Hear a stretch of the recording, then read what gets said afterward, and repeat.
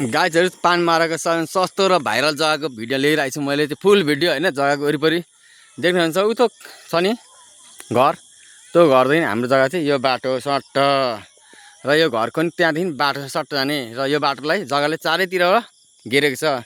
तपाईले यो साइडको किन्नुहुन्छ भने 3.5 लाख र यो बिचमा किन्नुहुन्छ भने 3 लाख र पल्लो छेउको किन्नुहुन्छ भने 2.5 लाख र यो घर पछाडिको बाटोबाट किन्नुहुन्छ भने 2,40,000। उताबाट किन्दाखेरि तपाईलाई 10 दुरको टुक्राहरू 8 दुरको टुक्राहरू पाउनुहुन्छ भने यो साइडबाट किन्दा तपाईले 17 दुर 18 दुर किन्नु पर्ने हुन्छ। किनभने तपाईलाई हामीले सस्तोले पनि दिन्छौँ, तपाईहरुलाई हामीले 2.5 लाखले दिन्छौँ भने यो बाटो र पल्लो बाटोको मिलन पनि हुन्छ। तपाईले दुईटा घडीहरु बन्छ, एक कट्ठा किन्नु भयो भने वा 18 19 दुर किन्नु भयो भने चाहिँ यो बाटो र त्यो बाटोको मिलन हुन्छ र सस्तो छ, राम्रो छ र उत्कृष्ट छ।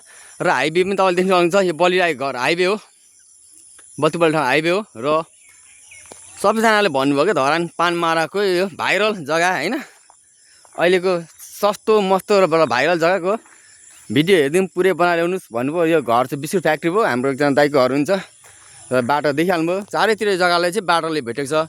यो हाइवेको किन्नुहुन्छ भने 3 लाख 3.5 लाख छ भने यो निस्केको बाइक निस्केको बाटो घुमेर सर र यो जग्गा घर पछाडिको बाटो टक्कै हेर्नुहुन्छ भने 2.5 लाख 2,40,000 यो दरले छ। र हामीसँग एउटा 8 दुरको टुक्रा पनि छ, त्यो चाहिँ तपाईँ किन्नुहुन्छ भने 2,30 दिन सक्छौँ। 8 दुर 12 दुर जग्गा छ, 8 दुरको पैसा दिए हुन्छ। किनकि हाम्रो त बिचमा रहेको एउटा जग्गा भएर बेच्न खोजेको गाइज।